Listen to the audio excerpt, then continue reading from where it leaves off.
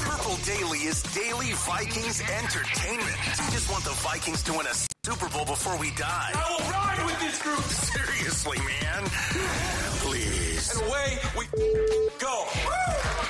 Now, you guys have sent a bajillion suggestions for us, both with snake drafts on Fridays and also things for us to rank on Purple Daily. Football and Vikings-related things to rank between now and training camp, when it's sort of this is really the only 6-week completely dead period in the NFL and Vikings news cycle. And so, by golly, we're going to rank something today. It's going to be a Jordan Addison appreciation episode. We'll start with an anecdote from SI.com, and then I will bring to you guys 32 number 2 wide receivers ranked. Look at you. Every single team's number 2 wide receiver ranked 1 through 32 in 7 different categories. Sure, yeah. That makes perfect sense. Tiers, right? Are we basically tiers? Tiers. I love it. I mean, yeah, you call them tiers. I'd call them bins. Bins? Football. Okay. Sort of up to you how you want Call them what you want.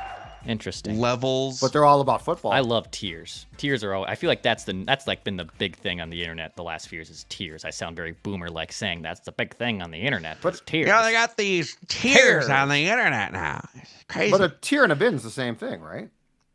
I don't know. Well, I mean, I don't think so. Like you put it in a bin, you got a bin, you got a tier. It's kind of like what is it? A square is a rectangle is a square, but a square isn't a rectangle. Yes. You know, tiers can be bins. But I don't think bins can be tiers, because tiers are stacked. But 1, bins 2, can be 3, stacked 4. Too. But true, there's not I a guess. better Like you could put bin than another bin, one. right? The tiers are. There's a better tier than another saying, tier. I'm you could put, no, excited to hear Judd the might be list. on something. You could have shelves with bins on them, and one shelf could be Like above if the you've other. got like if you've got gifts that you get and you like are like these gifts suck, bottom bin. It's like Next my wedding, bin. It's like my wedding gifts. These gifts I aren't can't open them. exactly. Which, by the way, I did inform Dawn yesterday. I said, don't forget to send them a gift. So if they do, or if we do, it's on Dawn. Judd's like Luka Doncic directing his teammates on defense. Don't forget. I'm running around the house. Don't forget about the guy in the corner. I'm Go over there. running around the house. Don't forget about the backdoor cut. I said, we got to send them a gift. Don't forget to send them a gift. So if you don't get a gift from us, don't look at me sideways. Got it. You know, I have a gift for all of you business owners out there. It's the gift of Federated Insurance before we get to this Jordan Addison appreciation discussion. So if you're a business owner out there, you want to make sure you have a game plan to stay focused on safety and preventing claims. You want the team at Federated to come in and help support your business because they offer a customizable lineup of industry-specific coverages and risk management services to help you continue your winning streak as a business owner. At Federated Mutual Insurance Company, it's our business to protect yours. Find out more at federatedinsurance.com. So let's start with this here. Albert Breer he has hijacked a Monday Morning Quarterback from Peter King, Peter King left SI a few years ago and then retired from. Breer succeeded him. Yep. So MMQB Albert Breer at SI.com says there's been a lot of focus on one Minnesota Vikings receiver this offseason, but you should pay closer attention to the other one. Jordan Addison's growth has created buzz inside the Vikings facility.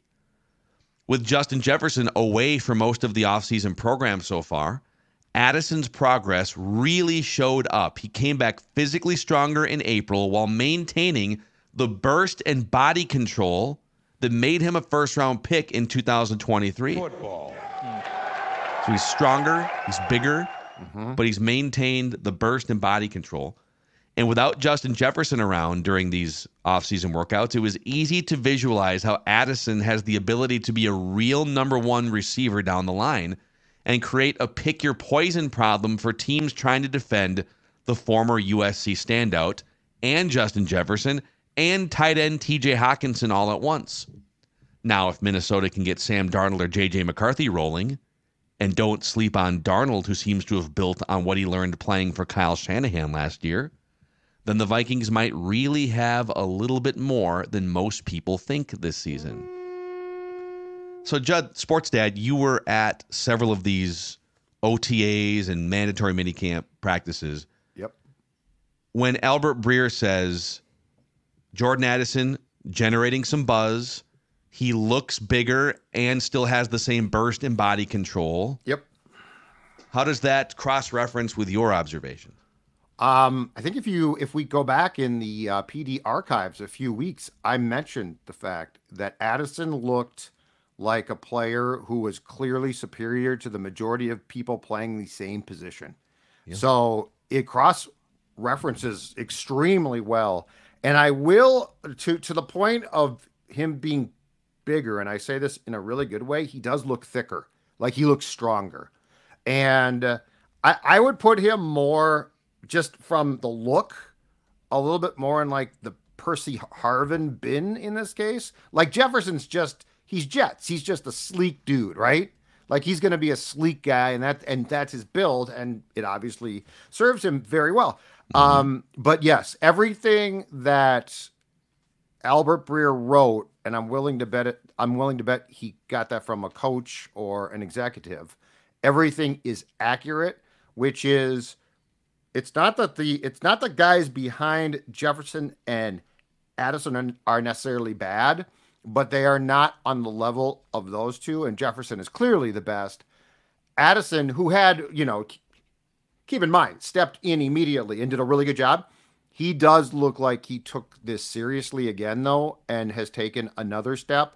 And so that all tracks with the fact that I do think that the Vikings have one of the best number 2 receivers right now, who could be a 1 for a bunch of teams. Yeah, I mean, and there's some projection here too, because he's certainly not. There are a lot of the number 2 receivers that are on this list are pretty close to finished products, or they sort of are what they are for both good and bad. Sure. The hardest part with Addison is, okay, the guy went for almost 1,000 yards, 10 touchdowns his first season, and might even take another step. What is that next step? What does it look like when you're also, deferring 150 targets to Justin Jefferson? What would it look like if Jordan Addison was the guy on a team without Justin Jefferson for a season or two?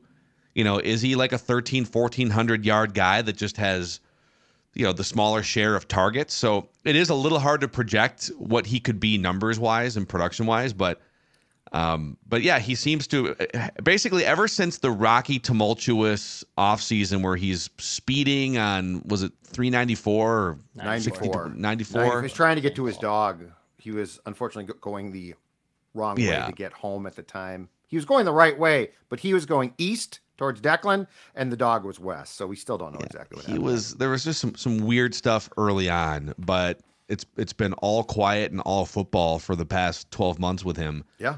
Interesting personality in that he seems to be really quiet. I don't know if you'd categorize him as shy, but he seems like a pretty major introvert compared to Justin Jefferson's he definitely is flamboyant personality, right? Yes. I also think if you look at his current stature, and I didn't see this, but you wouldn't really show it, I think he has the ability also to be used in different roles potentially. Hybrid receiver. I'm just saying. Like what, out of the backfield? Out of the backfield at times. If you look at his build, he fits the mold. If they wanted to. I didn't see it. They might not want to. I don't know. But, the fact he is stronger now, and I would describe him in a complimentary term as he does look stout. Like he does look thick. He looks like he does look like he would be comfortable carrying the ball. I'm just completely spitballing here that there could be different ways to get him the football as well. Well, I mean, that's where San Francisco shines bright with, correct. Deebo Samuel winds up carrying the ball 40 plus times in a season or whatever it is. Correct.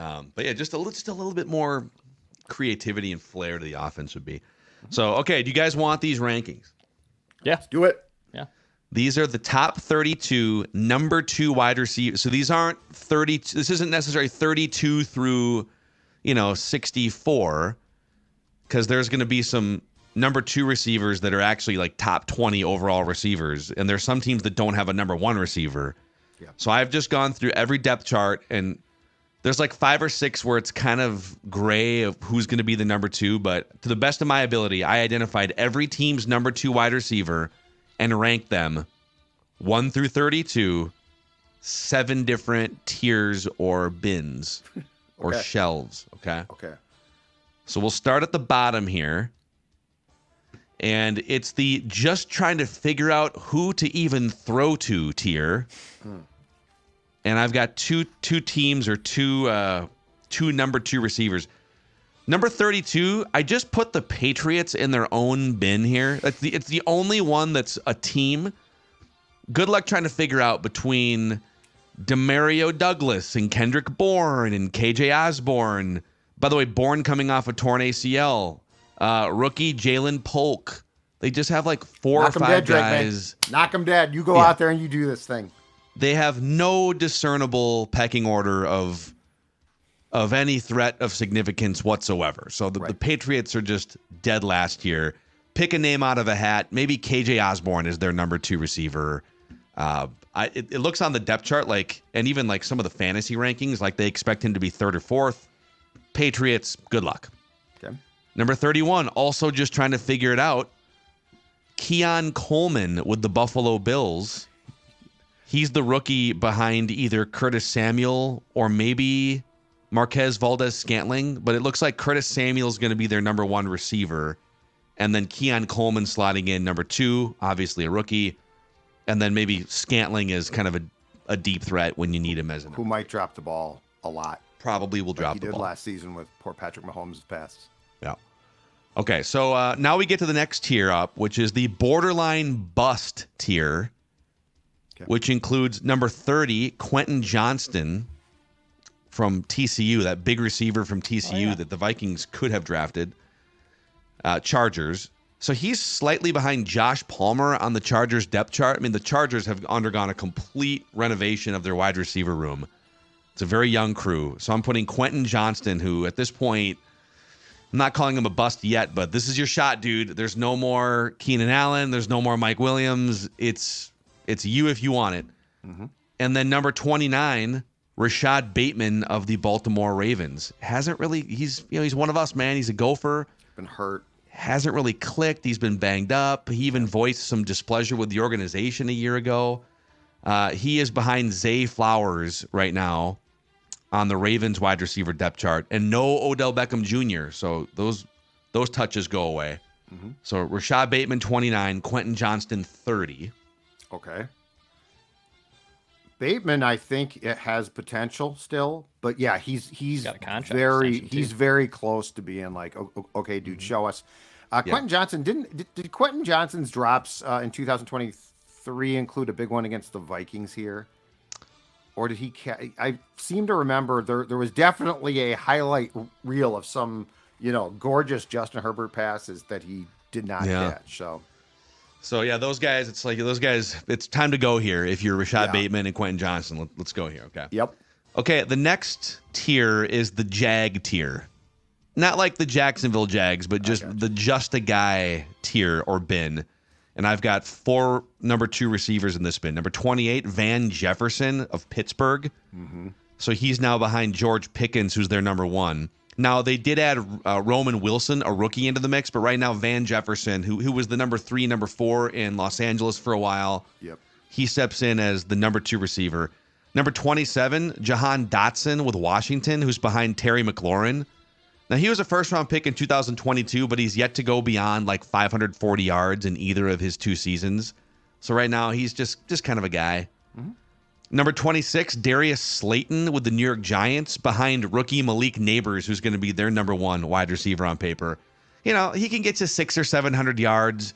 Jalen Hyatt's in the mix. Wan'Dale Robinson's in the mix, but right now Darius Slayton is just a guy at number 2 for the Giants. And then number 25, going from Detroit to Denver, Josh Reynolds with the Broncos behind Cortland Sutton.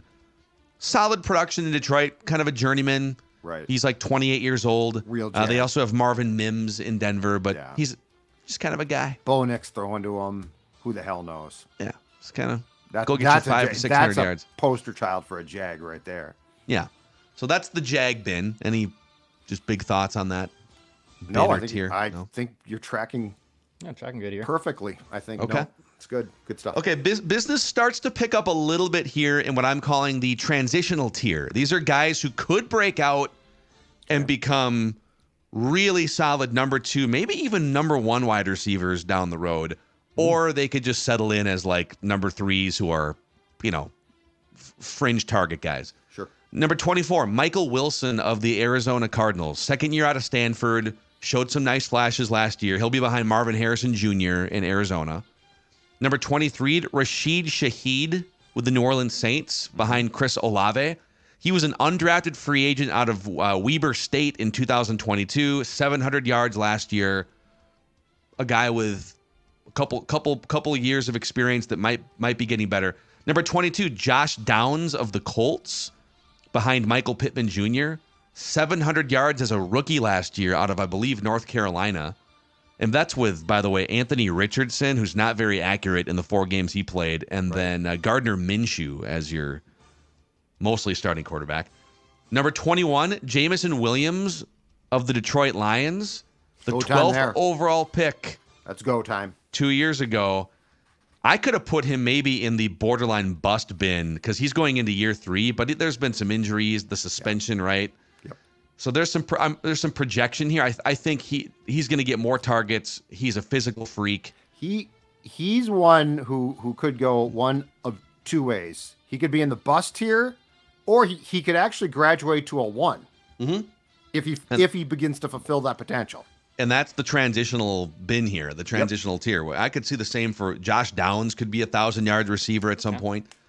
And then number 20, Christian Watson. It's kind of hard to figure out who the Packers' number 1, 2, and 3 wide receivers are because they've got Romeo Doubs, they've got Jaden Reed, who was really good as a rookie last year. So Christian Watson, I'm putting as their number 2 receiver.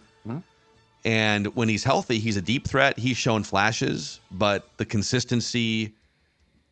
It's tough. It's tough to really figure out what the target shares are going to look like in Green Bay. So I'm putting Christian Watson number 20. All right. That's the transitional bin. I like that bin. Okay, the next bin or tier is the reliable targets tier. These are guys that can get you. They can get you 50, 60 yards in a game on a regular basis. They can get you hundreds of yards in a season, maybe even flirt with 1,000 at this point in their career. Number 19, Adam Thielen, Carolina Panthers, our old friend. Yeah. Now, he's behind the newly acquired Deontay Johnson, formerly of Pittsburgh. And Thielen did go for 1,000 yards. It took him like 108 catches to get those 1,000 yards, 9 yards a catch. If you need a first down, though, it's 3rd and 7. Yeah. And, hey, run 8 yards. You feel pretty comfortable with Thielen as that option. Yeah. Thielen at the Twins game over the weekend, they showed him on the video board. And I would also call this tier the TJ Houshmandzadeh tier, right? Like you're talking about just possession reception type dudes. I'm curious the other names too, but like that was the first thing that when you started teasing this, I was like, oh, sounds like TJ Houshmandzadeh from back in the day. I would probably put Hoosh a tier up from here, but we're definitely, I pick up on your vibe for sure. I would say this too. If you're asking me which receiver would I rather have going into 2024, Jamison Williams, Christian Watson, or Adam Thielen, I'll take the young guys with upside and explosiveness. Yes. But right now, those guys, to me, have not passed a guy that went for 1,000 yards and 100 catches in Adam Thielen. And the funny thing about that, too, is Thielen is on the wrong team there. Like, he should be on an established team that just like needs... the Chiefs or, the Jets like or who can make a big play and has sort of been there before. Instead, he's on the Panthers, who technically really should have a young 2 to develop along with Bryce Young. So, like, the team is wrong, but I think the ranking remains correct. Number 18, Darnell Mooney, who was randomly at one of those Timberwolves playoff games a few weeks ago. Atlanta Falcons now. So he's behind Drake London on the depth chart, but he went for 1,000 yards in 2021 with the Bears, has not gotten back to the 1,000-yard mark, but now with Kirk Cousins, if he stays healthy, those receivers should see an uptick. So Darnell Mooney, number 18. 17, Brandon Cooks of the Dallas Cowboys behind CeeDee Lamb. Solid, reliable, journeyman wide receiver. He's 31 years old now, but he's a guy that can get open and he can catch 60 passes for 750 or 800 yards, whatever you need. Definitely. Number 16, Jacoby Myers of the Raiders behind Devontae Adams. Just a reliable 800-yard guy every year, even going back to the Patriots years. Number 15, Jerry Jeudy of Cleveland behind Amari Cooper. Has never lived up to the first-round Alabama production, A guy that probably still has another level to get to. Will he do it with Cleveland? We'll have to find out. But Jerry Jeudy, I'm putting in here at 15. You might fight and say he should be lower, but I'm projecting a little bit here and going off of potential. Number 14, Gabe Davis, now of the Jacksonville Jaguars. And he might wind up being their number one guy. Christian Kirk is technically their number one wide receiver. And then they also have the LSU rookie in Brian Thomas Jr. But Gabe Davis going from Buffalo to Jacksonville, number 14. And rounding out the reliable targets tier, Hollywood Brown, now with the Kansas City Chiefs. I believe he's going to be behind Rashee Rice, who emerged as their number one wide receiver. Now? Feels like he's been around for a long time. I think he's still in his 20s. Oh, funny. I think. But, just a solid possession guy in Baltimore and in Arizona, a guy that can get you several hundred yards. He can move the sticks a little bit. Okay. 27. Just feels like he's been around for a long time. And just turned 27. He's youngster. So Hollywood, I'd like to apologize. So that's the reliable targets bin. Okay. Yeah, Jeudy, I agree. You could put him back in the next bin there, but beyond that, I think I'm fine with it. Yeah, because I think I could have put him in the borderline Jameson bust Williams bin. He's not a bust. No, but he definitely hasn't reached his potential. Yeah, and I think he's been, and I think that getting out of Denver is probably a positive thing. Mm-hmm. It didn't really work there. Agreed. And I think it's soured. I agree. And then Cleveland. There's Deshaun Watson's kind of in a make or break, and contractually, I guess they're stuck with him for years. But he's going to want to prove something.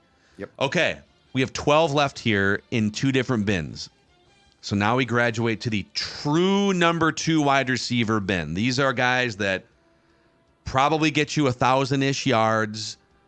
They're not necessarily, if you took them off their current team, they wouldn't necessarily be number ones on every other team. Sure. But these are like really good number 2 wide receivers. Starting with number 12, DeAndre Hopkins, Tennessee Titans. Behind Calvin Ridley, who's new to the Tennessee Titans. Now, D-Hop is 32 years old, still a 1,000-yard guy last year. Mm-hmm. So pretty impressive. Number 11, coming off an ACL tear, Mike Williams, New York Jets. He'll be behind Garrett Wilson, but this is a guy that in San Diego/LA with the Chargers, he's a 1,000-yard guy. He's a big threat.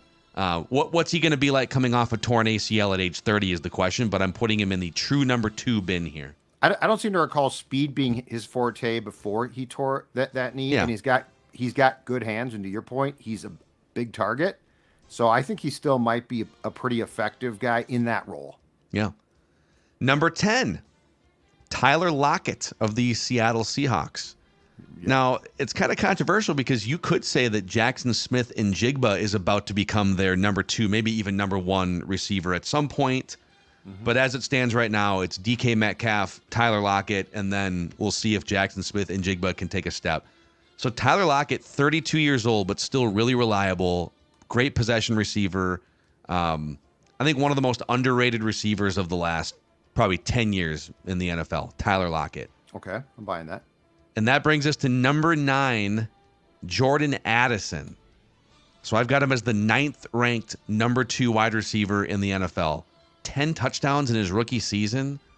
He looked like a number 1 in flashes when Justin Jefferson was out, and then the growth in the offseason here. So I've got him number 9, just behind Keenan Allen of the Chicago Bears, who's going to be behind DJ Moore and trying to stave off Rome Odunze in that loaded wide receiver room. But just last year, Keenan Allen goes for 108 catches and 1,200 yards. He's just Mr. Consistency. Yep. Every year, seemingly catching 90 or 100 passes and going for over 1,000 yards. So those are the true number 2 wide receivers in that tier. Number 8, Keenan Allen. Number 9, Jordan Addison. Number 10, Tyler Lockett. 11, Mike Williams. 12, DeAndre Hopkins. Addison easily could jump Allen, especially now. So here's my question, too. When the season starts, because he's going to start, is Caleb Williams going to be at, right? Because he's got these weapons, and if he's good, it could be phenomenal. If he struggles, it could be a problem. I think it's fair for now, but I do think that there would be, I would not be surprised if we revisited this list after week 8 or so, if Addison's at the top of that list. at the top of this bin. The bin, yes. Okay. Tier, bin, yes. Sure. Shelf. Yes. I'd be curious, once I rattle off the final 7 here, how high you think Jordan Addison can climb after this season. And I'll give you the final rankings here in a second after Judd tells us about our friends at Finch Home Solutions. Yep. You know what? Tiers, bins, I don't care what you call them. If you are ranking the people that you want to call for any electrical needs in your home, fixes, redesigns, I don't care. You know what? You want to call the people that, if you're watching this, you're looking at right now, look at all those gorgeous vans. You know where they're from? Our friends at Finch Home Solutions. Projects big, projects small. If you are, let's say, going to spend the summer remodeling your kitchen, you know what? You're going to need a lot of electrical help, a lot of knowledge, and you're going to need the best in town, and that is Finch. PD customers, you spend over $500, you're going to get $100 off, no dispatch fee for educators in the entire month of June, and 10% off. So if you're a teacher, guess what? A break there. It's absolutely the place to go. 612-357-2604 or finchhomesolutions.com. Our guy Cody and his team, they're the best in town. They should be in your top tier. finchhomesolutions.com. EcoFun is in the top tier of summertime fun headquarters locations. Scooters, motorcycles, ATVs, side-by-sides, electric bikes, and as you can see on the YouTube channel, this is Judd and his friends in the neighborhood pond here on their watercraft. It's my backyard, dude. He's towing me on the tube. There I am. It's my backyard. There's Declan. This is what we got going on. 2024 Kawasaki and Yamaha watercraft. So there's 2 locations for your EcoFun headquarters. Burnsville in the South Metro, and then Forest Lake in the North Metro. Forest Lake has the watercraft. Both have the scooters and the pavement mobiles, as I'll call them. But EcoFun Motorsports, a great place, a great summertime fun headquarters for you. Check them out, ecofunmotorsports.com. Tell them Purple Daily sent you in. Okay, the final tier, the final bin. The final frontier of the tier. Boss. The final boss. I would call this the bin of overflow number 1 wide receivers. Okay. These are number 1 wide receivers that are number 2s because there's a number 1 that's slightly better than them or maybe even a level better than them on their own team. Okay. Number 7, T. Higgins of the Cincinnati Bengals. Multiple 1,000-yard seasons to start his career. He's behind Jamar Chase. Mm-hmm. T. Higgins, maybe he winds up somewhere else via trade. And one, yep. You start to see some 1,400-yard seasons from him. Yep. Number 6, Cooper Kupp of the Los Angeles Rams. Life comes at you fast. Puka Nacua is now their number 1 wide receiver. And Cooper Kupp, who's 31 years old, he's been banged up a little bit the last couple of years. When he's on the field, he's still giving you 90, 100-plus yard games. But he is, based on age, based on the success of rookie Puka Nacua, he is definitively their number 2 receiver right now in Los Angeles. The magic of the McVay offense. Yeah, man. Just takes receivers and puts his hand on their head and anoints them. Yes. He knights them. Number 5, I think one of the more underrated, under-talked about successful receivers in the NFL the last 7-8 years, Chris Godwin of the Tampa Bay Buccaneers. Good one. Yeah. He's had 4 1,000-plus yard seasons in the last 5 years, obviously behind Mike Evans on their depth chart. So Chris Godwin, number 5. Mm-hmm. Number 4, Nico Collins of the Houston Texans. Now, there's some people saying that he is their number 1. I mean, obviously he was last year. He put up 1,300 yards last year, just kind of emerged onto the scene in his, 3rd year in the NFL and helped C.J. Stroud become what he was, and vice versa, by the way. C.J. Stroud turned Nico Collins into a 1,300-yard receiver. But Stephon Diggs arriving, I think for now we have to assume that Diggs is their number 1, and then Nico Collins is kind of the 1B or number 2. You also have Tank Dell in the mix among the weapons in Houston. He's coming off a broken leg, right? Tank Dell was? Yep. But yeah, Steph ain't got time for anything but I'm the man. So yes. Hey, Nico, take a seat. So right now, but it is possible that with the chemistry that C.J. Stroud and Nico Collins have, that he winds up with more yards. Okay. Yes. Number 3, Devontae Smith of the Philadelphia Eagles. behind A.J. Brown, 3,200 yards in his first 3 seasons. Number 2, this might be controversial, Deebo Samuel, San Francisco. Brandon Ayuk has emerged as their number 1 wide receiver target. If you look at targets and yards in the passing game, it's Ayuk, 1,300 yards, whatever it was. Right. Now, Deebo does so many other things. He'll take the ball out of the backfield. They both block. So it's really like 1A. I mean, they're both like the number 1, but I would say just because Ayuk has emerged in the passing game as their number 1 target among the receivers, Deebo is technically the number 2 here. And the number 2 on my rankings. And number 1, Jalen Waddle of the Miami Dolphins behind Tyreek Hill. 3 straight 1,000-yard seasons to start his career. The dude is ridiculously fast and explosive. And if he was the only guy on a team, he'd be putting up 1,600 yards almost certainly. So the final tier, the bin of overflow number 1 wide receivers, Jalen Waddle number 1, Deebo Samuel number 2, Devontae Smith 3, Nico Collins 4, Chris Godwin 5, Cooper Kupp 6, T. Higgins 7, Jordan Addison 9th among the 32 number 2 wide receivers. How close was Jordan to breaking into that top tier? I mean, the top tier is all these dudes have at least gone for 1,000 or have done it multiple years. I mean, Keenan Allen would have been closer to jumping in. Now, he's on the other side of the mountain coming down. Right. But I do think there is a definitive line after T. Higgins into Keenan Allen, Jordan Addison.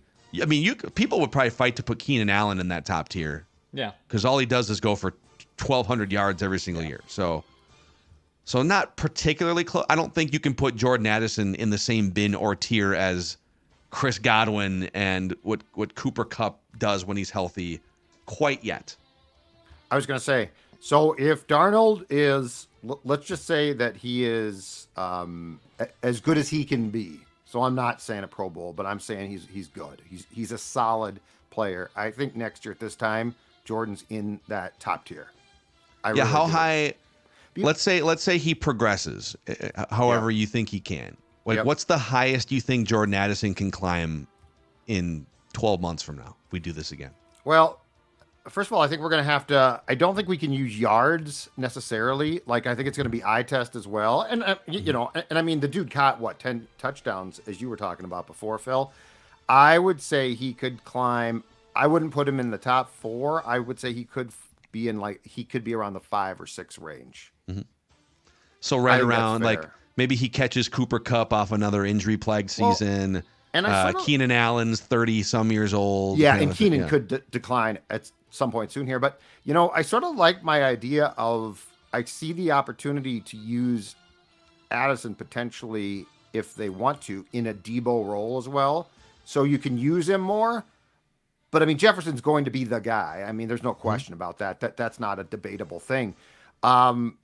But, you know, when you talk about San Francisco, Deebo as a 2 is an interesting premise because in some ways he's not a 2, but he's definitely second in the receiving statistics. So I just think there's a real opportunity just from the eye test for Jordan to probably climb as high as like 5 a year from now. I think like 5 is because he'd have to climb. 5 is aggressive because he'd have to climb Godwin, Kupp, Higgins, and Keenan Allen with Sam Darnold and J.J. McCarthy as his quarterback.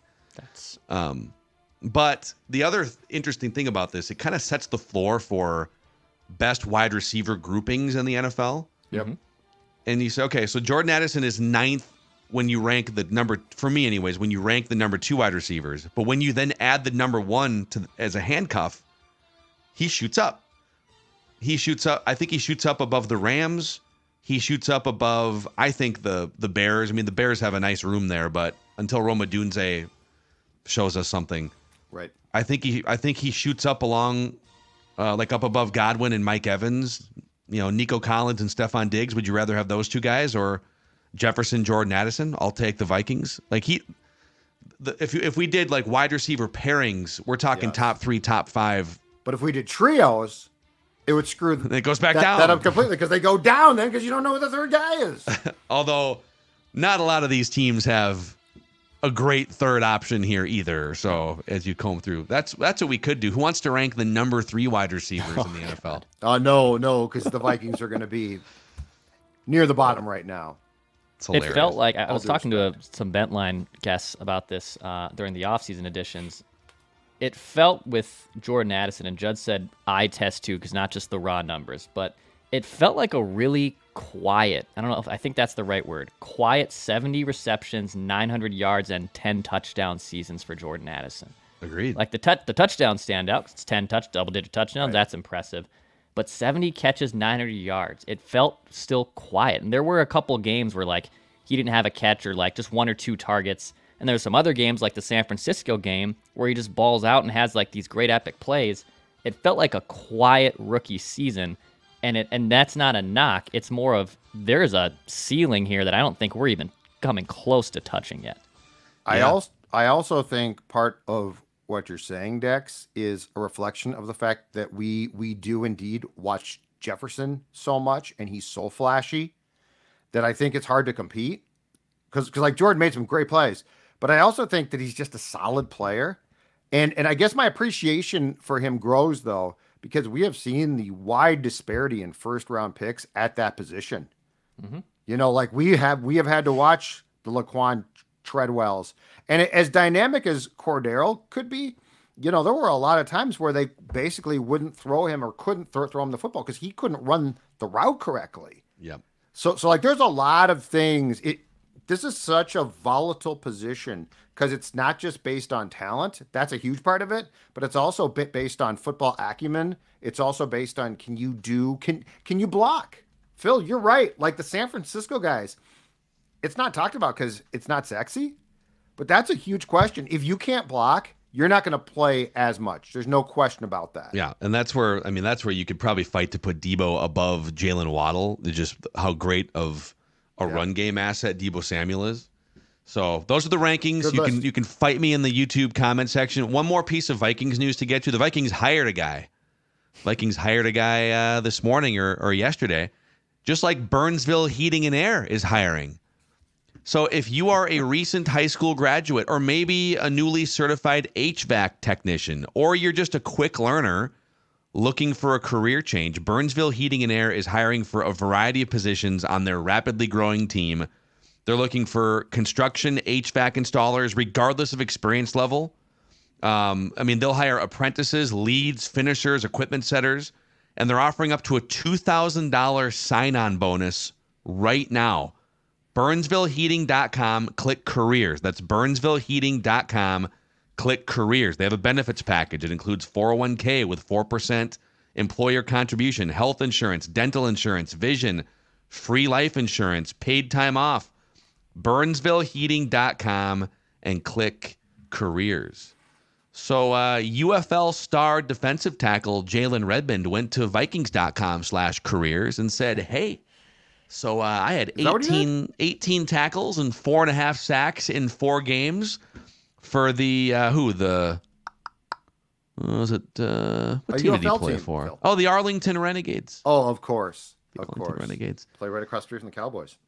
Does this do anything for you guys? So he was an undrafted free agent. He was waived by the This is last year. He was an undrafted free agent, waived by the Panthers, went to the UFL, had a nice little UFL run. He's from Oklahoma. I mean, it's the weakest position on the team, defensive tackle, right? Yeah. Take a stab at someone. Exactly. Yeah, This is a poor man's version of the decision, I think, to sign Jerry Tillery, who was a first-round pick of the Chargers, but is washed out. Yeah. But yes, this is so. I fully expect a year from now when the draft comes. Okay, I think the Vikings are going to address this position in a large way, or before that in March when free agency opens up. But for now, this is great. I actually looked it up. So this guy was a pretty good college prospect, but he has battled injuries. And at one point in time in school, I guess, had blood clots. So like this is definitely a guy who probably has not gotten opportunities or is not stuck also because of some medical history background. But yeah I think it's a smart move. And you know what? Who knows? A guy like this or Tillery shows up and they've matured or they've improved. I have zero problem. This again continues an off season of transactions and moves that I think have been really savvy, been smart. I agree. I mean, Finally. At the end of the day, you're going to probably have to plop a boatload of cash and or a first round pick on the table to really solidify this position. You're probably not finding a guy from the UFL that was undrafted by 32 teams, a year ago. Oh man, can you believe it? We just found the next John Randall or Chris Jones, but they need some bodies, they need some depth, and maybe at the end of the day, what they're doing is they're finding a room full of, maybe they find 2 guys out of this process. We'll see what happens with Harrison Phillips' contract, and it's just sort of depth for whoever they plop on top of it in free agency or the first round next year. So absolutely, Jalen Redmond, welcome to the Vikings. He actually had very impressive combine numbers last year. He had, production-wise, the 3rd best production score among D tackles in 2023. His athleticism score was 4th. His total score among D tackles just overall was 6th. So he actually had a really good, strong combine, was a 4-year player at Oklahoma. I mean, at the end of the day, he's probably, as their projection, probably an average backup or special teamer. But with the Vikings needing just bodies at that position, I think a good dartboard throw here and Jalen Redmond's probably a good idea. His relative athletic score, his RAS score, was a 7.7 out of 10, which is very good. And now now I will say this, he was classified as a defensive end for that process, and now he's classified as a defensive tackle. So weight and bench and height and some of those size and strength measurements are compared to defensive ends. If you're in that bin, now you're a defensive tackle and guys are heavier. And so I don't know how he translates now, but there's something there for the sports dad to watch with his little blood clots, field glasses. I think the term blood clots scare teams a lot, and they probably should. Things like that scare me in general. I'm not even a football player. You don't want blood clots. They're bad. No. If there's one thing you guys have learned from today's show, it's you don't want blood clots. You don't want blood clots. And you don't want a Jag as your number 2 wide receiver. Yeah, but feel free to buy bins. Buy bins? Because you can stack bins like tiers. It's just the same thing. Yeah. I got to go to the dentist later. I know my gums have been bleeding a little bit more. Speaking of blood clots. Oh, no, you got to get that fixed. You got to get that fixed. The fake teeth, you are prone to extra gum bleeding because it's not your natural teeth in your gums. But I hope I don't have a blood clot issue. I probably wouldn't draft you now. UDFA. I'm a UDFA guy. I'm not sure I'm going to sign you. Phil can sign you. I'm not sure I want. I know. All right, Purple Daily Vikings Entertainment. We just want the Vikings to win a Super Bowl before we die. Write that down. Predictions coming at you tomorrow.